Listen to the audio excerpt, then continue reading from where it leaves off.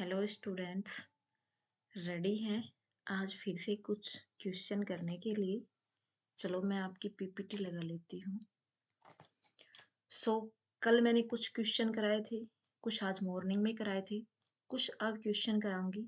ऐसे ही एग्जाम तक 20-20 30-30 क्वेश्चन करके उम्मीद है आपसे 200-250 क्वेश्चन मैं अकॉर्डिंग टू सिलेबस करा दूँ। तो चलो फोकस करते हैं। अब पहला क्वेश्चन आपके सामने है, संतुलित आहार क्या है? तो बताइए, संतुलित आहार क्या होता है? संतुलित आहार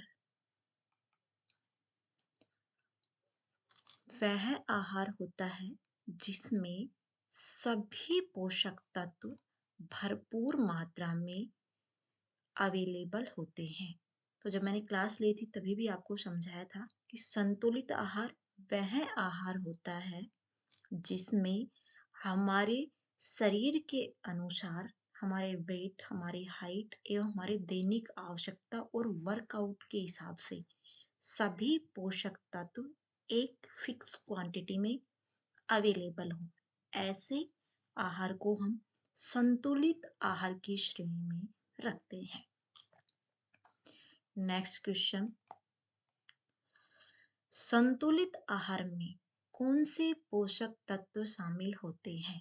तो बताइए, संतुलित आहार में कौन से पोषक तत्व उपस्थित होते हैं? कार्बोहाइड्रेट, प्रोटीन, वसा, विटामिन, खनिज, फाइबर और वाटर। इसका आंसर है उपरोक्त सभी, क्योंकि संतुलित आहार वही होता है जिसमें कार्बोहाइड्रेट, प्रोटीन, वसा, विटामिन, खनिज, फाइबर और वाटर सभी एक फिक्स क्वांटिटी में अवेलेबल होते हैं। वो ही संतुलित आहार की श्रेणी में आता है। नेक्स्ट क्वेश्चन, संतुलित आहार क्यों आवश्यक है? तो बताइए, स्वस्थ जीवन के लिए, वजन बढ़ाने के लिए, वजन घटाने के लिए या शरीर को कमजोर बनाने के लिए? तो इसमें तो बहुत ही सरल सा आंसर स्पष्ट दिख रहा है। स्वस्थ जीवन जीने के लिए हमें संतुलित आहार की आवश्यकता होती है, क्योंकि अगर हम स्वस्थ भोजन लेंगे तो हमारा शरीर तरोताजा, पॉजिटिव, एनर्जेटिक और सभी बीमारियों से बच सकते हैं। नेक्स्ट क्वेश्चन है, कौन सा भोजन ऊर्जा का मुख्य स्रोत होता है? बताइए, ये क्वेश्चन मैंने कल भी कराया था बट इसकी थोड़ी लैंग्वेज चेंज है। कौन सा भोजन ऊर्जा का मुख्य स्रोत होता है? तो ऊर्जा का मुख्य स्रोत कार्बोहाइड्रेट होता है। कंफ्यूज बिल्कुल नहीं होना है, क्योंकि सारे ही इंपॉर्टेंट पार्ट निभाते हैं। प्रोटीन टूट फूट में मरम्मत करता है, फैट एनर्जी देने का काम करता है, विटामिन हमारी इम्यूनिटी पावर को बढ़ाने में मदद करता है, और कार्बोहाइड्रेट है वो भी ऊर्जा का एक मुख्य स्रोत माना जाता है, क्योंकि कार्बोहाइड्रेट अनाजों में पाया जाता है और अनाज हमारे दैनिक जीवन के खाद्यान्न का एक प्रमुख आहार माना जाता है। इसलिए सबसे मुख्य स्रोत में कार्बोहाइड्रेट आता है। नेक्स्ट क्वेश्चन, अब 5-6 क्वेश्चन आएंगे। ये पहले वाले क्वेश्चन थे, ये संतुलित आहार पर थे, और ये आपकी थर्ड यूनिट में स्पष्ट दिया हुआ है, संतुलित आहार और भोजन पिरामिड। तो इनमें से क्वेश्चन आना निश्चित है, क्वेश्चन आएगा ही आएगा और बेसिक ही क्वेश्चन आएगा। आप इन क्वेश्चनों को पढ़ के थोड़ा अंदाजा लगा सकते हो कि किस टाइप के क्वेश्चन आने वाले हैं। तो भोजन के पिरामिड का फर्स्ट क्वेश्चन, भोजन पिरामिड का सबसे निचला हिस्सा क्या दर्शाता है? देखो, जो भोजन का पिरामिड होता है वो कुछ इस टाइप का ट्रायंगल होता है और इसमें 5 पार्ट्स होते हैं। ठीक है, 5 पार्ट्स होते हैं। तो जो सबसे निचला हिस्सा होता है वो सबसे ज्यादा, सबसे बड़ा होता है, फिर इससे थोड़ा कम, फिर इससे थोड़ा कम, फिर इससे थोड़ा कम और लास्ट वाला सबसे कम। इस तरीके का डिवाइडेशन होता है। तो जो सबसे निचला हिस्सा है इसमें क्या पाया जाता है, क्या दर्शाता है ये सबसे निचला हिस्सा? तो जो सबसे निचला हिस्सा होता है वो अनाज और कार्बोहाइड्रेट को दर्शाता है। तो मैं आपको एक बार बेसिक समझा दूं कि जो सबसे निचला हिस्सा होता है वो अनाज और कार्बोहाइड्रेट का होता है।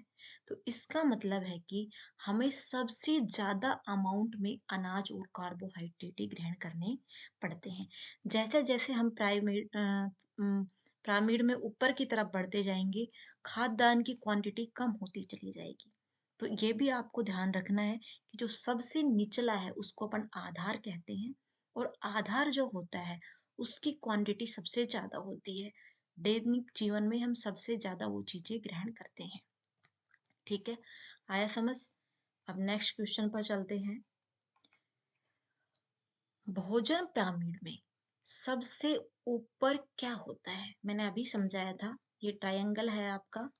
तो बताइए कि जो इसमें सबसे ऊपर वाला होता है, वो किस चीज़ को दर्शाता है? जो सबसे कम क्वांटिटी में लेना होता है, ये भी मैं आपको बता दूँ, क्वेश्चन इस तरीके का भी बन जाता है कि सबसे कम कौन-सा हिस्सा ग्रहण करते हैं? तो जो ऊपर वाला हिस्सा होता है, वो सबसे कम ग्रहण करते हैं और सबसे कम ग्रहण में मिठाई और तेल आते हैं। यानी कि ऑयल और स्वीट्स जो होता है, वो सबसे कम वाली मात्रा में आता है। पिरामिड में ये सबसे ऊपर के हिस्से में मौजूद होता है। नेक्स्ट क्वेश्चन, भोजन पिरामिड कितने भागों में बटा होता है? भोजन पिरामिड का डिवाइडेशन कितना होता है? मैंने छठे क्वेश्चन में यानी कि इससे 2 क्वेश्चन पहले भी आपको बताया था। ये 5 भागों में डिवाइड होता है। ठीक है? आगे चलें। नेक्स्ट क्वेश्चन है, भोजन पिरामिड में फल और सब्जियां किस स्तर पर होती हैं? सो बताइए। सबसे निचले स्तर में हमने देखा कार्बोहाइड्रेट और अनाज होता है। सबसे ऊपर के हिस्से में हमने देखा कि फैट होता है यानी कि ऑयल होता है और शुगर होता है, मिठाइयाँ होती हैं। तो आप अब ये बताइए कि जो द्वितीयक स्तर होता है ना, द्वितीयक स्तर, इसमें होता है फल और सब्जियाँ, याद रखना। फल और सब्जियाँ सेकंड लेवल पर आती हैं, द्वितीयक लेवल पर आती हैं। दुग्ध उत्पाद भोजन पिरामिड के किस भाग में होता है? तो बताइए। सबसे ऊपर हमने शुगर देखी, फैट देखी, सबसे नीचे हमने अनाज देखा, कार्बोहाइड्रेट देखा, सेकंड नंबर पे हमने फल और सब्जियां देखी। तो अब ये जो दूध वाला पार्ट है, ये पिरामिड के किस भाग में होता है? मुझे ऐसा लग रहा है ऑप्शन में कुछ गड़बड़ी है। ये नहीं नहीं ठीक है, क्योंकि ये भोजन पिरामिड के तो तीसरे हिस्से में आएगा। ऑप्शन थोड़े गलत हैं, मैं बता देती हूँ आपको। पिरामिड में जो थर्ड नंबर का पार्ट होता है, तीसरे नंबर का पार्ट होता है, उसमें होता है दूध और दूध से बने उत्पाद। लेकिन ये किसके अंतर्गत आते हैं? तो ये प्रोटीन वाले खाद्य पदार्थ के अंतर्गत आएंगे। ध्यान रखना, प्रोटीन हमें दूध और दूध से बने पदार्थों से भी मिलता है। तो याद रखना, दूध, दूध से बनाए उत्पाद जैसे दही है, पनीर है, उनसे हमें एक अच्छी मात्रा में प्रोटीन मिलता है, इसलिए इनको प्रोटीन वाले खाद्य पदार्थ की श्रेणी में रखा जाता है, जो खाद्य पिरामिड के तीसरे हिस्से में मौजूद होता है। उम्मीद है बहुत अच्छे से समझ आया होगा। नेक्स्ट क्वेश्चन, फाइबर का मुख्य स्रोत कौन सा होता है? बताइए। फाइबर जो कि हमारे डाइजेस्टिव सिस्टम को मजबूत बनाने का कार्य करता है, जिससे कब्ज है, एसिडिटी है, इस तरीके की समस्या ना हो, हमारे गट हेल्थ को अच्छा रखने का कार्य जो करता है, वो फाइबर होता है। और फाइबर किसमें सबसे अच्छी मात्रा में पाया जाता है? तो ये हरी सब्जियों में सबसे ज्यादा मात्रा में पाया जाता है। ध्यान रखना। एक व्यक्ति को दिन में कितने ग्लास पानी पीना चाहिए? एक स्वस्थ व्यक्ति को दिन में 8 से 10 ग्लास पानी पीना चाहिए। और अगर क्वेश्चन ऐसे घुमा के पूछ लिया जाए कि एक स्वस्थ व्यक्ति को या एक व्यक्ति को दिन में कितना लीटर पानी पीना चाहिए, तो 2 से 3 लीटर पानी पर डे एक व्यक्ति को पीना चाहिए। ठीक है, चलें आगे अब। ठीक है, आगे चलते हैं। कैल्शियम किसके लिए जरूरी है? बताओ। कैल्शियम जो हमें दूध से मिलता है, अंडे से मिलता है और अन्य बहुत सारी हरी सब्जियों में भी कैल्शियम की मात्रा होती है कुछ हद तक। तो जो कैल्शियम है जिसे हम कंज्यूम करते हैं वो किसके लिए ज़रूरी होता है? मांसपेशियों के लिए ज़रूरी होता है, हड्डी एवं दाँतों के लिए ज़रूरी होता है, ऊर्जा के लिए ज़रूरी होता है या वज़न बढ़ाने के लिए ज़रूरी होता है? तो कैल्शियम हमारी हड्डी एवं दाँतों के लिए ज़रूरी होता है। अगला क्वेश्चन, आयरन की कमी से कौन-सा रोग होता है? बताइए, ये तो सबसे ईज़ी क्वेश्चन है और मिड टर्म टेस्ट में भी मैंने ये आपको दिया था। तो आयरन की कमी से एनीमिया नामक बीमारी हो जाती है। ठीक है। नेक्स्ट क्वेश्चन, विटामिन सी का मुख्य स्रोत क्या होता है? इसके ऑप्शंस मैंने थोड़े बदल दिए हैं क्योंकि सेम क्वेश्चन मैंने मिड टर्म एग्जाम में दिया था, बट इसके ऑप्शन मैंने चेंज कर दिए हैं। तो बताओ क्या आएगा? विटामिन सी का मुख्य स्रोत क्या होता है? नींबू, चावल, मांस, तेल। तो नींबू होता है। विटामिन सी खट्टे खाद्य पदार्थों में पाया जाता है। लेकिन अगर नींबू और नींबू के साथ आंवला हो तो हमें आंवला को फर्स्ट प्रायोरिटी पे रखना है। सबसे ज़्यादा आंवले में पाया जाता है, उसके बाद नींबू में पाया जाता है, मौसमी में पाया जाता है, हरी मिर्च में पाया जाता है। तो अगर आंवला है तो हमें आंवला को चूज करना है और आंवला नहीं है तो ऑप्शन के अकॉर्डिंग हमें अन्य पदार्थ पर शिफ्ट हो जाना है। ठीक है। वसा का अधिक सेवन किस रोग का कारण बनता है? बताइए। अगर हम अत्यधिक मात्रा में फैट का सेवन करेंगे, अत्यधिक मात्रा में फैट कंज्यूम करेंगे तो हम मोटापे का शिकार हो सकते हैं। ठीक है। चलें आगे। कौन सा भोजन बालों और त्वचा के लिए बहुत अच्छा होता है? ये क्वेश्चन सभी गर्ल्स को पता है क्योंकि वो आए दिन हमारे बाल चमकदार हो जाएं, लंबे हो जाएं, हमारी त्वचा ग्लोइंग हो जाए, इसके लिए बहुत सारे ट्रीटमेंट करते हैं। तो विटामिन ई जो होता है वो हमारी त्वचा और बालों के लिए सबसे बेस्ट होता है। कार्बोहाइड्रेट शरीर में किस रूप में संग्रहित होता है? मैंने क्वेश्चन थोड़े चेंज कर दिए हैं। अब वन लाइनर वाले क्वेश्चंस आएंगे क्योंकि बहुत बार ऐसा होता है कि वैसे तो ऑब्जेक्टिव टाइप ही क्वेश्चन आएंगे, बट अगर वन लाइनर में आ जाए, ओनली क्वेश्चन दे दे और आपको वन लाइन में अगर आंसर लिखना है तो हमें उस तरीके से भी थोड़ी प्रैक्टिस करनी चाहिए। तो अब आने वाले कुछ क्वेश्चन इस टाइप के होंगे कि जो कार्बोहाइड्रेट होता है वह हमारे शरीर में किस रूप में संग्रहित होता है?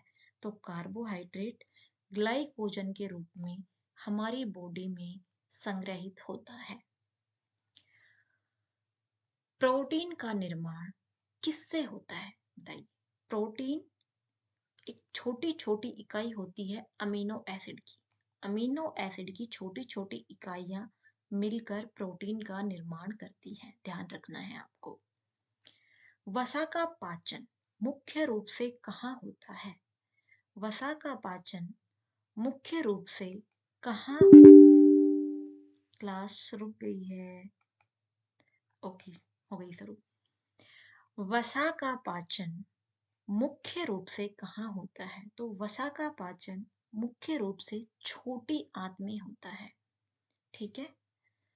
प्रोटीन का पाचन आमाशय में होता है, कार्बोहाइड्रेट का पाचन मुंह में होता है और फैट का पाचन छोटी आंत में होता है। सारे क्वेश्चन याद रखने हैं। विटामिन सी की कमी से कौन सा रोग हो जाता है? स्कर्वी रोग हो जाता है। आयरन की कमी से कौन सा रोग हो जाता है? एनीमिया रोग हो जाता है। कैल्शियम का मुख्य स्रोत क्या होता है? तो कैल्शियम का मुख्य स्रोत दूध और दूध से बनने वाले खाद्य पदार्थ और डेयरी उत्पाद होते हैं। ये बहुत कॉमन और बहुत बेसिक और बहुत इंपॉर्टेंट क्वेश्चन है, इनको याद रखना बहुत जरूरी है। नेक्स्ट देखो, शरीर में पानी की कुल मात्रा कितने प्रतिशत होती है? 60%। कहीं कहीं आपको 70% भी आंसर मिल सकता है। तो अगर 70% हो तो 70% पे चले जाना और 70% आंसर नहीं मिले तो 60% पे टिक करके आ जाना। कौन सा विटामिन रक्त का थक्का जमाने में सहायक होता है? कल मैंने पहला ही क्वेश्चन कराया था, उसमें मैंने आपको बताया था। विटामिन के जो होता है वह हमारे रक्त का थक्का जमाने में काम आता है। रक्त का थक्का कैसे जमता है? किसी कारण से हम किसी के साथ कोई दुर्घटना घट जाए और बहुत ज़्यादा ब्लड लॉस हो रहा है और ब्लड नहीं रुक पा रहा है, तो इसका मतलब है उसमें के फैक्टर की कमी होती है और ब्लड को रोकने का कार्य जो होता है वो विटामिन के द्वारा किया जाता है। नेक्स्ट क्वेश्चन है, वसा में घुलनशील विटामिन कौन से होते हैं? तो वसा में घुलने वाले विटामिन ए, डी, ई के होते हैं, ठीक है। इसकी शॉर्ट फॉर्म ऐसे ही बोल देते हैं, कीड़ा, के ई डी ए, ये हो जाता है कीड़ा, ठीक है। तो वसा में घुलने वाला कीड़ा। अब बच गया वाटर, तो वाटर में कौन से घुलेंगे? बी और सी। वाटर में घुलने वाले बी और सी और फैट में घुलने वाले ए, डी, ई के, याद रखना है। नेक्स्ट आ जाइए, कौन सा विटामिन दृष्टि के लिए आवश्यक है? बहुत इंपॉर्टेंट क्वेश्चन है, बहुत इंपॉर्टेंट। विटामिन ए जो होता है वह हमारी दृष्टि के लिए सबसे बेस्ट होता है। सोडियम और पोटेशियम किसके संतुलन को बनाए रखता है? सोडियम और पोटेशियम हमारे शरीर में जल के संतुलन को बनाने का कार्य करता है, ठीक है। बहुत इंपॉर्टेंट क्वेश्चन है ये भी, और बहुत इंपॉर्टेंट क्वेश्चन है ये भी, ध्यान रखना है अच्छे से। कौन सा खनिज हड्डियों एवं दांतों के निर्माण में सहायक होता है? कैल्शियम। बहुत इजी क्वेश्चन है। कैल्शियम हमारे हड्डी एवं दांतों को मजबूत बनाने में बहुत सहायक होता है। नेक्स्ट क्वेश्चन, विटामिन ई का प्रमुख कार्य क्या होता है? देखो, विटामिन ई एक एंटीऑक्सीडेंट के रूप में कार्य करता है, ठीक है। आयोडीन की कमी से कौन सा रोग होता है? गोइटर, जिसको घेंगा रोग भी कहते हैं, ये आयोडीन की कमी से होता है। जो हमारी गले में गलगंड नाम की जो ग्रंथि पाई जाती है उसमें स्वेलिंग आ जाती है और हमें प्रॉब्लम होती है। कौन सा पोषक तत्व ऊतकों की मरम्मत में सहायक होता है? देखो, हमारे शरीर में जितने भी टूट फूट या मरम्मत का जो कार्य करता है वो प्रोटीन करता है। ये बहुत इंपॉर्टेंट क्वेश्चन है, बहुत इंपॉर्टेंट, ठीक है। आगे चलते हैं, कौन सा विटामिन घाव भरने में सहायक होता है? इंपॉर्टेंट क्वेश्चन है। Vitamin C. जब हम हमारे शरीर में किसी तरह की चोट लग जाती है और घाव जल्दी से नहीं भरता, इसका मतलब है हमारे अंदर विटामिन सी की कमी है। तो चोट लगने पर विटामिन सी बहुत ज़्यादा मात्रा में लेना चाहिए, क्योंकि ये हमारी बॉडी की टूट फूट मरम्मत और घाव को जल्दी हील करने में, भरने में मदद करता है। कुपोषण किसका परिणाम है? असंतुलित आहार का। स्टार्टिंग आज संतुलित आहार से ही हुई थी।